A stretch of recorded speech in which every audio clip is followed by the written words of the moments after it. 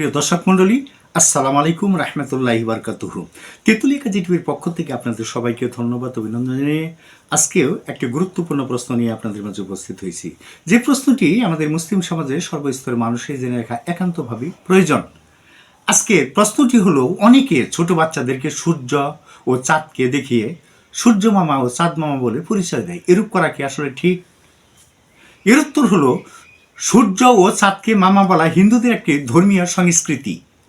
হিন্দু ধর্মানুসারে সমুদ্র মন্থনের ফলে সমুদ্র গর্ভ থেকে লক্ষ্মী আর চাঁদের উৎপত্তি, তাই তাদেরকে ভাই বোন হিসেবে ধরা হয়।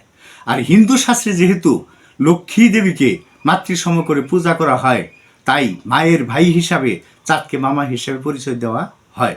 কাজেই অনিস্লামী সংস্কৃতি বিজড়িত এসব কথা বলা বা ছোট বাচ্চাদেরকে শেখানো থেকে বিরত থাকা আমাদের সকলের উচিত।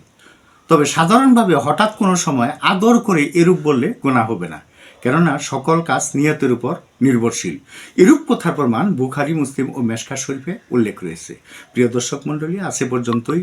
আপনি ভালো থাকুন, সুস্থ থাকুন। আপনাদের সকলে মঙ্গল উন্নতি কামনা করে আজকের প্রশ্নোত্তর অনুষ্ঠান এখানেই শেষ করছি। আসসালামু আলাইকুম রহমতুল্লাহি বারকাতুহু।